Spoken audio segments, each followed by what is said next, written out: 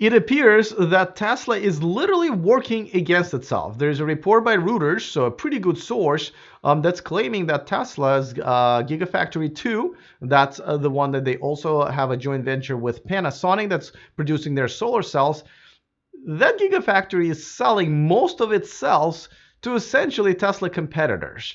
There are a couple of parts to the story, but there's also positives and negatives to it. So let me kind of get you the background, the actual information, and we can talk about whether or not Tesla is actually benefiting from this. All of this is coming up next.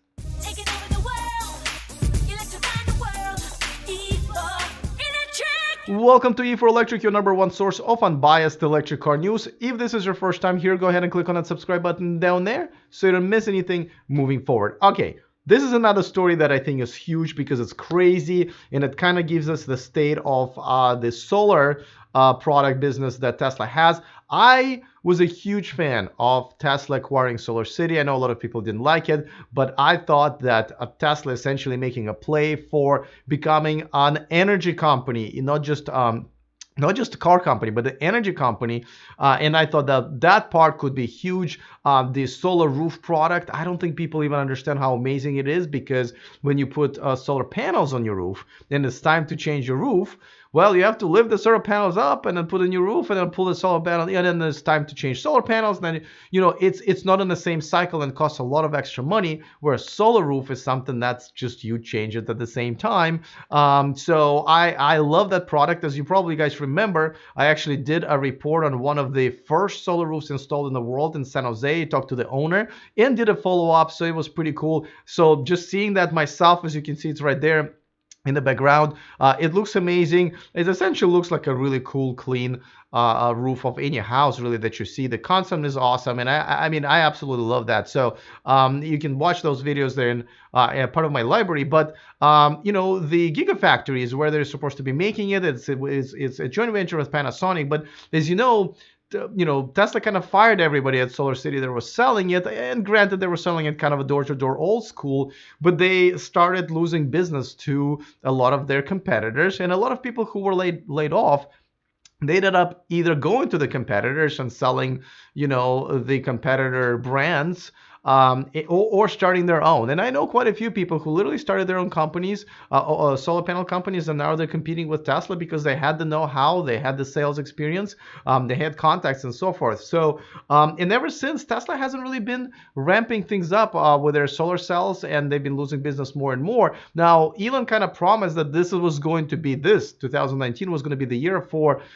Tesla to start ramping this up, and I still believe that this could be a bigger part of their business than the cars. And I don't know if it's a matter of just Elon's attention not being there, which only even more reason for him to delegate and maybe to hire someone who would be completely in charge of the SolarCity, the SolarCity part of the company. I really think that this can come out as an amazing part of this company and very profitable. Now, their profits started to go up in the last year. I don't know if you've been following that. Obviously, it's been overshadowed by the car sales and all the drama, but it's been going up, and then boom, in the first quarter, it fell down, which usually is normal because, there's not as much sun, even in the sunny areas of the world, so not as many people are actually installing these. But even in a second quarter, it looks like the sales are not going that well, at least from the preliminary reports that I've been hearing, and that's a shame. But here's the thing, what's happening right now. And let me really quickly remind you that this video and this channel is sponsored by Byton. Check out all electric new SUV coming to the US and Europe next year. Make sure to become one of all of us who are 50,000 people strong, reservation holders for Byton. It's $0 to put down. That's it, in about 60 seconds to fill out the form so you get your spot in line. Go to the description of this video to get your reservation from the link there. Okay, so here's what's happening there. So the Gigafactory is obviously run by Panasonic and joint venture with Tesla, and they're producing the solar cells, essentially this things, the little plates, if you will, that convert energy from the sun to electricity, and it's obviously an essential part of the solar roof and solar panels. Well, apparently Tesla hasn't been buying them from their own factory from Panasonic because, they're not selling them. But what was happening is that the Panasonic continues to make cells because it's not a charity for them. They are running it for profit, and obviously their Gigafactory 1 hasn't been doing very well as far as profits are concerned either. So apparently they've been continuing making the cells, but selling them to essentially what appears to be Tesla competitors. And this is where it gets a little bit complicated. Now, report is based on some of the interviews and some of the leaks that were given to them, some of the leads that were given to them by former and current employees of in that Gigafactory too, but also from the filings with the U.S. Customs by Tesla. And here's what's happening. The reason they had to do these filings is because what they're trying to do is they're trying to sell these cells to the foreign buyers.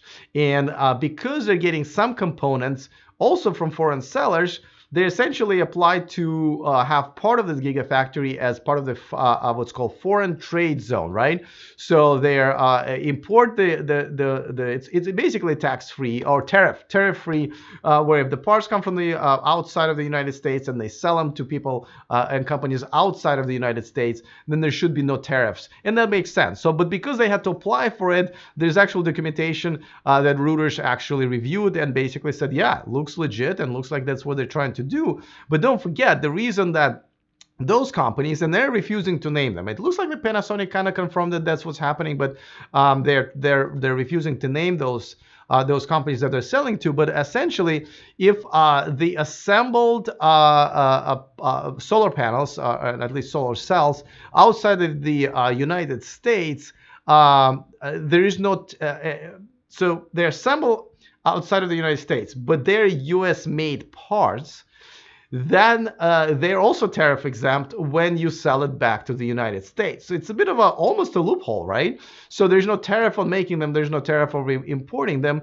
Now, when I say loophole, it is a loophole, but it's not a bad loophole. And obviously, if the parts are being manufactured here and then sold back here, then there shouldn't be double tariffs or even single tariffs on that. But that also tells me that it's not like they're selling them to the companies that are selling these outside of the US and therefore not really competitors to Tesla. It looks like they're selling it back to the Tesla competitors. And so essentially Tesla has this Gigafactory where they are essentially manufacturing products, cells for their competitors. Now, just like with any story, there are positives and negatives, and I think there's some positives here as well. So let's take a look at those. Now, I know it looks bad, but actually there's a positive to it. Don't forget, this Gigafactory, just like any big project, when it was created, I think it received like $750 million in subsidies from the state.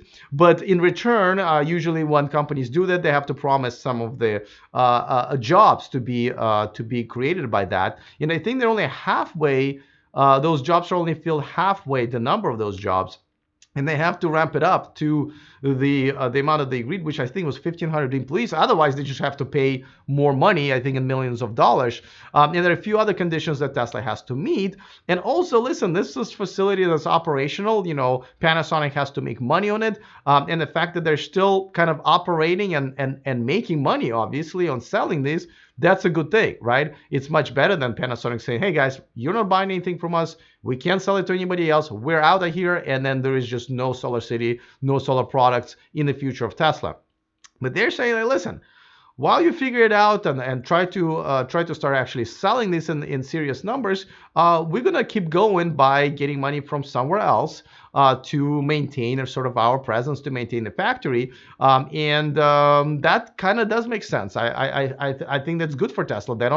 They don't have to give up the factory. Now, of course, the negative is that, yes, they're selling these parts, but they're selling it to the manufacturers that are essentially selling it back to the Tesla competitors, and it's making it for Tesla even harder to buy their own parts from that Gigafactory too, which is essentially creates a vicious cycle or a catch-22, as you will.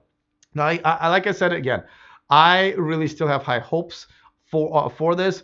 Genius idea. It looks like the solar roofs especially are going to be just better than actual roofs. On top of that, they're going to create electricity for your home. They look great. So I really still have high hopes on this. I just think that Elon maybe needs to put a little bit more attention, or a lot more attention, or put somebody in charge of it, so they can actually start kicking butt. But this is kind of a crazy report, and it was just came up a couple of days ago, so I just wanted to share it with you guys. Let me know what you think. Isn't this crazy? And also, don't forget to subscribe to our VIP list, where we do share some other crazy stories that are exclusive just to our newsletter. There, we're not featuring them on this channel because there's just too many things going on. And also, we're just about to feature exclusive deals for you guys so you can save money. So go ahead and go to e4electric.com/VIP to sign up for free, and that way you'll be part of our list. All right, looking forward to your comments, guys. Other than that, see you next time, and remember to stay charged.